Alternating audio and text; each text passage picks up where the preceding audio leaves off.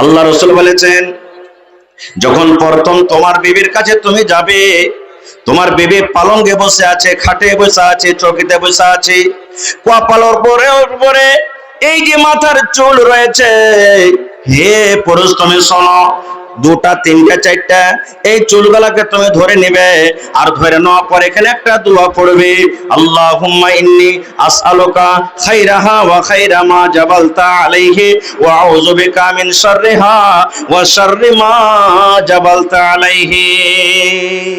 এই দোয়াটা পড়তে হবে। কয়টা লোক দোয়াটা জানি ভাই? দোয়াটা শেখারও চেষ্টা করি দেখো, কেমন করে দোয়াটা পড়বো জানি দেখো।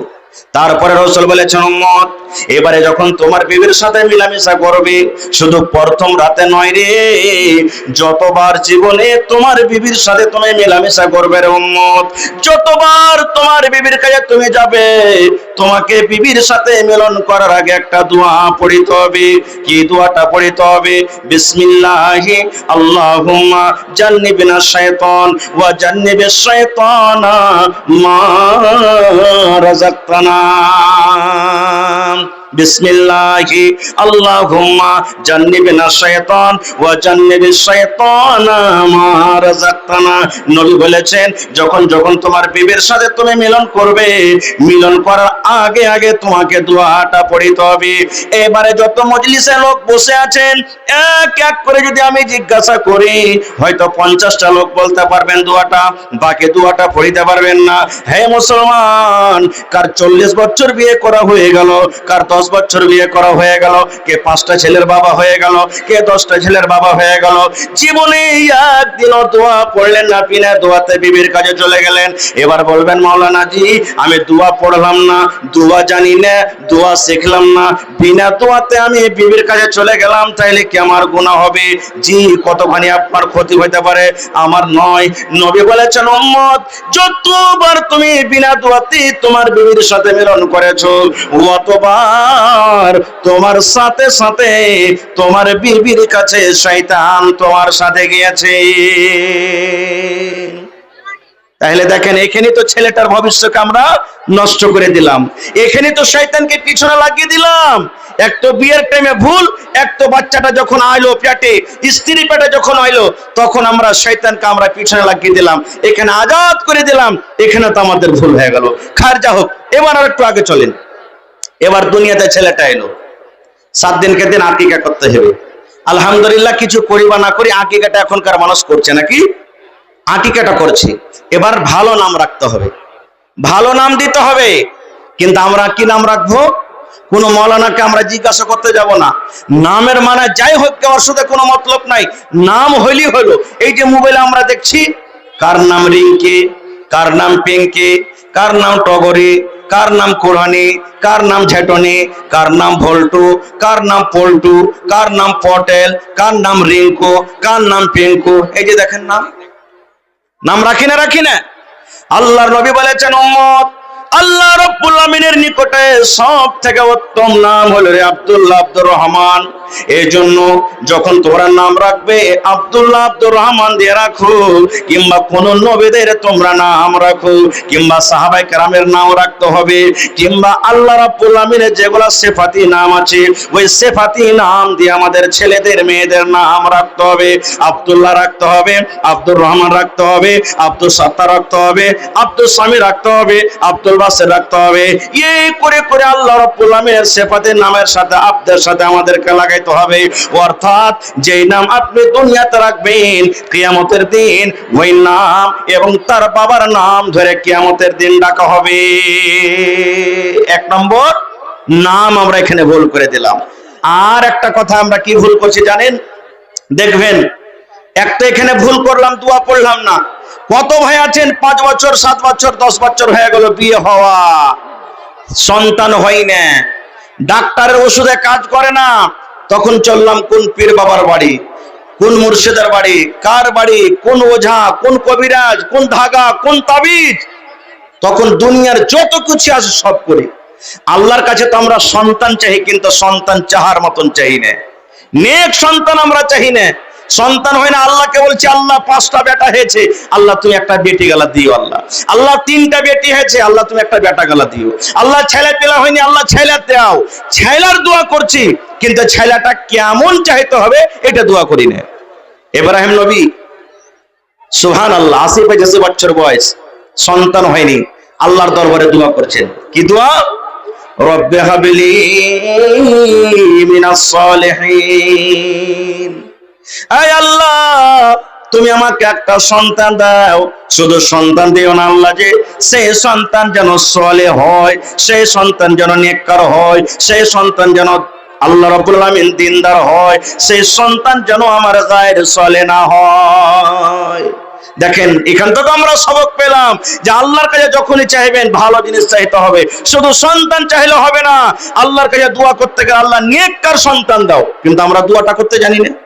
কেমন করে আমাদের ছেলেরা নেককার হবে? আর একটু আগে চলেন, খারজা হোক নাম রাখলেন, ছেলেটা আস্তে আস্তে বড় হলো। এবার 2 বছর 3 বছর যখন হলো, এখনকার বেশিরভাগ ঘরে ঘরে যদি 100-98 বলেন তা চলবে, ছেলেটা কাঁদতে শুরু করেছে, চুপে না। কি দিয়ে চুপাইবে? মার দুধ খাওয়া চুপে না। এই যে পকেটে বড় বড় কুকুরের ছা মোবাইল গাল আমাদের আছে, দিয়ে দিলাম, এই বেটা দেখ দেখ দেখ দেখ, ওরে আল্লাহ দেখ কত সুন্দর রে বেটা, দেখ দেখ কত ভালো করে নাচছে। 1 দিন 2 দিন 5 দিন দেখতে দেখতে ছেলেটা যখন ওই দেখার পর কিছু 2-4টা কথা শিখে নিয়েছে, তখন আমরা মা বাবা গর্ব করে কি বলবো? আরে বাবু, আমার বেটা কিংবা বেটিটার মাথা খুবই টেক্কা রে বাবু, খুবই ভালো, এত তেজ, যা শুনছে তাই শিখে নিছে, যা শুনছে তাই শিখে নিছে। ভাই, এই যে ছেলেটার ভবিষ্যৎ নষ্ট যে আপনি করে দিলেন, আমি আপনি জীবনটাকে নষ্ট করেছি, এবার ছেলেটার পিছনে ভেড়ে গেছি। আর একটু আগে চলেন, আল্লাহ রাসূল বলেছেন, হে আমার উম্মতেরা, যখন তোমাদের বেটা বেটে, যখন তোমাদের ছেলে মেয়ের বয়স 7 বছর যখন হয়ে যাবে, তাকে তুমি নামাজের ট্রেনিং দাও, ওযু কেমন করে করতে হবে ওযু করা শিখিয়ে দাও, মসজিদের ভিতরে নিয়ে চলে যাও, বায়াত বানি তুমি শিখিয়ে দাও, সিজদা করার দোয়া শিখিয়ে দাও। দয়ার নবী বলেছেন 7 থেকে শুরু করে 10 বছর পর্যন্ত, 3 বছর পর্যন্ত তাকে তুমি শেখাও।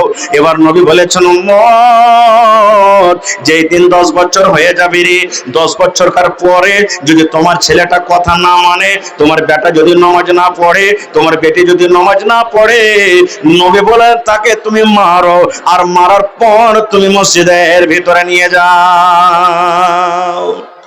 কেমন করে মারবো জি ভাই?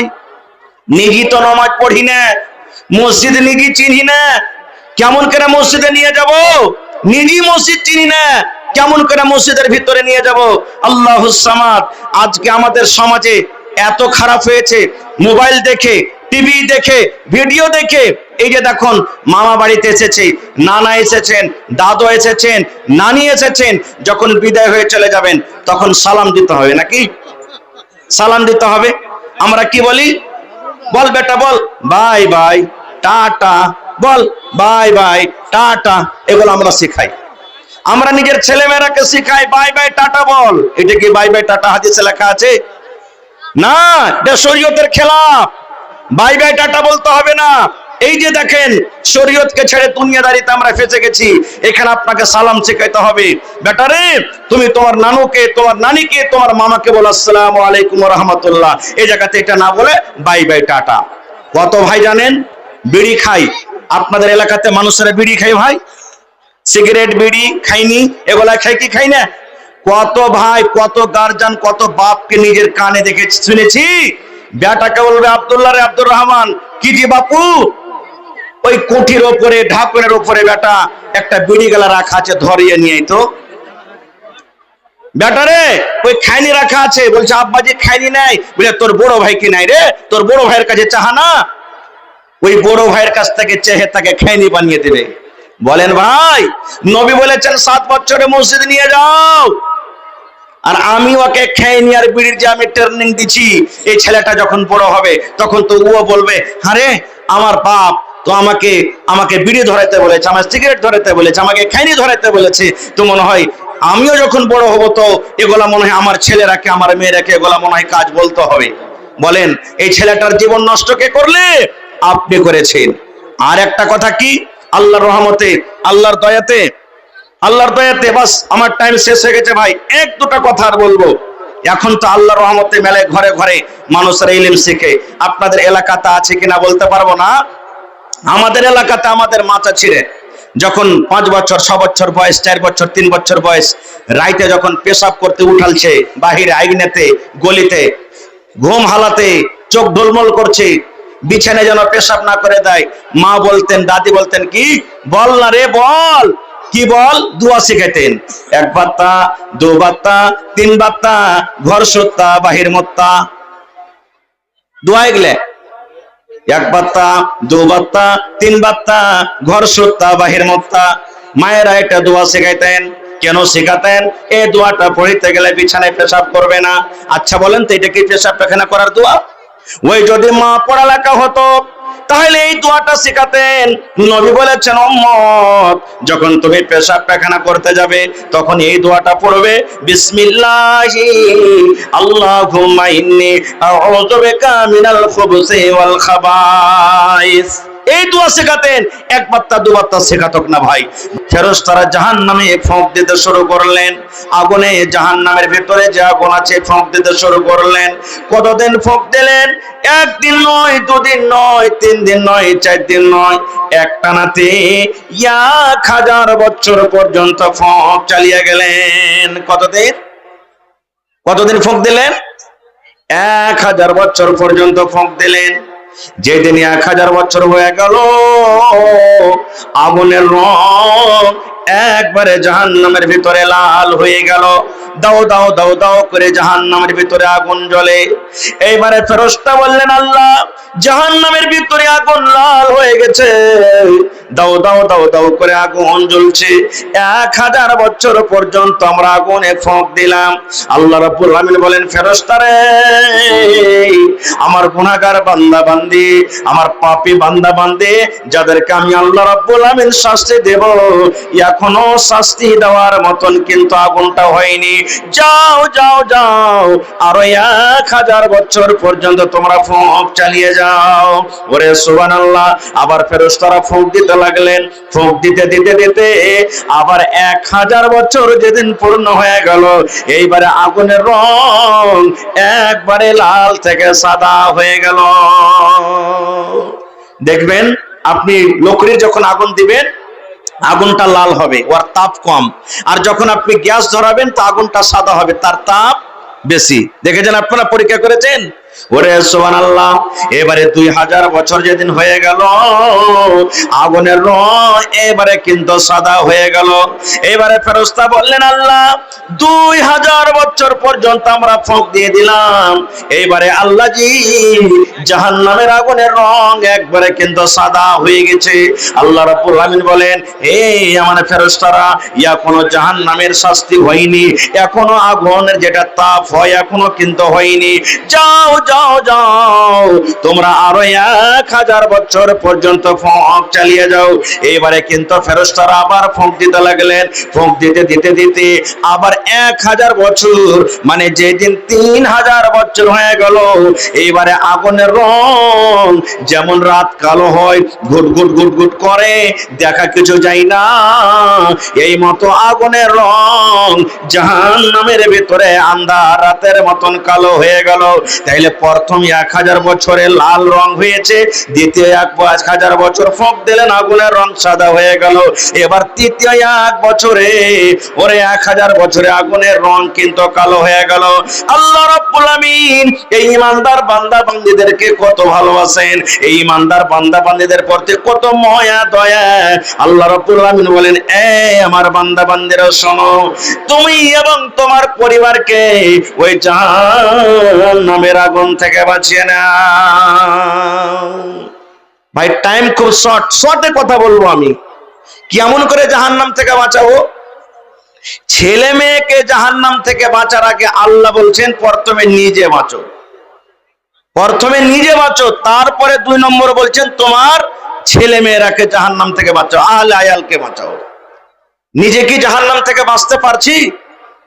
কেমন করে জাহান্নামে বাঁচবো? কারণ আমি যদি নেককার হয়, আমার স্ত্রী যদি নেককার হয়, আমি যদি দিনদার হই, আমার স্ত্রী যদি দিনদার হয়, আপনি যদি নেককার হন, আপনার বিবি যদি নেককার হয়, তাহলে অবশ্যই ছেলে মেয়েরা দিনদার হবে, দিনদার হবে। কিন্তু আমরা তো প্রথমে নিজেই বাঁচতে পারি না, তো কেমন করে ছেলে মেয়েদেরকে বাঁচাবো? শর্টে কথা বলছি। আচ্ছা বলেন তো, যখন আমরা বড় হইলাম, আমাদের যখন বিয়ের বয়স হলো, বিয়ে করব, বিয়ের টাইমে আমরা কোন ধরনের মেয়ে ছেলে বাড়িতে নিয়ে আসি? এবং সাথে সাথে একটা প্রশ্ন আর করি আপনাদের এলাকাতে, যখন ছেলে মেয়েদের যখন বিবাহ শাদী হয়, ওই টাইমে শ্বশুরের বাড়ি থেকে, শ্বশুরের কাছ থেকে গাড়ি বা টাকা লেওয়া দেওয়া হয় ভাই? এগুলো জোরে বলেন হয়? একটু জোরে বলেন হয়? এখানে তো শরীয়তকে খাট্টা করে দিলাম, এখানে তো দিনটাকে আমরা মার্ডার করে দিলাম। নবীর হাদিস কি আছে? আল্লাহ রাসূল বলেছেন, তুনকাহুল মারআতু লিআরবাইন, হে আমার উম্মতেরা তোমরা শুনলি, মানুষেরা বিয়ে করে সাধারণ চারটা জিনিস দেখে মানুষেরা, মানে আমরা যে বিয়ে শাদী করি, নিজে বিয়ে করে বেটার বিয়ে দিই, নাতির বিয়ে দিই, ভাতিজা ভাতিজের বিয়ে দিই, নবী বলেছেন মানুষেরা চারখানা জিনিস দেখে। চারটা জিনিসের মধ্যে প্রথম মানুষেরা দেখে লিমালেহা, আমরা যাকে বিয়ে করব দেখো তার কাছে মাল আছে কিনা, তার বাবার কাছে মাল আছে কিনা, ওর বাবার জমি জায়গা আছে কিনা, ওর বাবার ভালো বাড়ি আছে কিনা, ওর বাবার কাছে টাকা আছে কিনা। প্রথমে আমরা মাল দেখি। বলেন দেখি না? দেখি না? জোরে বলেন দেখি কি দেখি না? মাল দেখি। কেন মাল দেখি? বড় বাড়ি আছে বে, বড় বাড়িতে যদি ঢুকবি তো বেশি বেশি করে মাল পাবি, এই কারণে আমরা মাল দেখি। দুই নম্বরে ওয়ালে হাসাবেহা, খানদান দেখি, বংশ দেখি। আবে গাঁ ঘরে একটা কুটুম গলা কর না, দরকার হইতে গেলে লাঠির দরকার হইতে গেলে 5 ঘন্টা লাঠি দাঁড়িয়ে যাবে নিয়ে মায়েরা সাটিয়া লাল করে দেবো একবারে, যে আগে আসবে। এই দেখেন আমরা খানদান দেখি। 3 নম্বরে নবী বলেছেন বলে জামালে হা, বিয়ে করব সে নারী, সে মেয়েটা, সে বেটি ছেলেটা সুন্দর হওয়া চাই। দেখি কি দেখি না? টাকাও নেব, গাড়িও নেব, বাড়িয়ে নেব, আর লাখ মুখ চাপটা চেপটে নেব না, একবারে হিরোইনের মতন খুব সুন্দর নেব। আমরা সৌন্দর্য দেখি। তারপরে রাসূল বলেছেন 4 নম্বরে বলে দিনে হা, হে আমার উম্মত তোমরা দিনদারি দেখো, যে মেয়েটার মধ্যে দিনদারি আছে কিনা।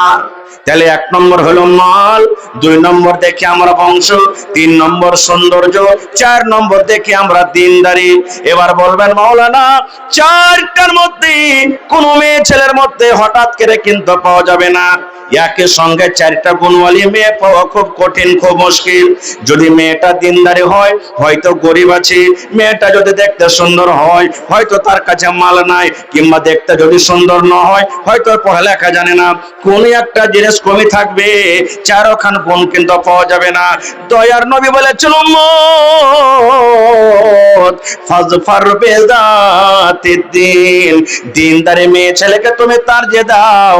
4খানার মধ্যে যদি তার বাবার কাছে মাল না থাকে তো চলবে, বাবা যদি গরিব হয় তাও চলবে, মেয়েটার কাছে মাল না থাকে তো চলবে, 2 নম্বরে বংশ যদি বড় না থাকে তো চলবে, 3 নম্বরে যদি দেখতে সৌন্দর্য না হয় তো চলবে রে, লাখ মোটা আছে চলবে, চোখ বড় আছে চলবে, দেখতে কালো আছে চলবে।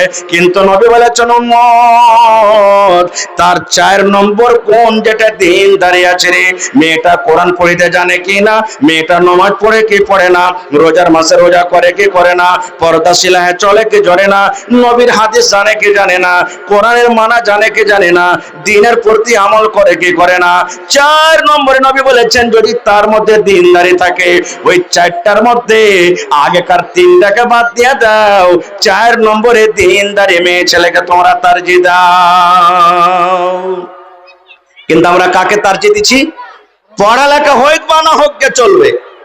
আবে টাকা বেশি দিতে পারতে গেলি হলো, রোডের পাঞ্জরে, এই বারহেট রোডের পাঞ্জরে 2 কাঠা জমিন বিক্রি আছে, 10 লাখ টাকা লাগবে, 8 লাখ কোন রকম জোগাড় হয়ে গেছে, 2 লাখ টাকা কমি আছে, ব্যাটার দিয়ে দিয়ে দেন, বহু যেমনতে হোক গে, 2 লাখ টাকা 3 লাখ টাকা চাহাবি, 1 লাখ টাকা বিয়েতে খরচ করবো, 2 লাখ টাকা বাঁচবে, জমিন খানটা কিনা হবে। এই তো আমাদের ব্যাপার। এখানে তো আমরা 3টাকে মার্ডার করে দিলাম। প্রথমে দিনদার নেককার বিবিকে বাড়িতে নিয়ে আসা উচিত ছিল, কিন্তু আমরা নিয়ে এলাম না। এই জায়গাতে কেমন করে জাহান্নামের আগুন থেকে বাঁচবো?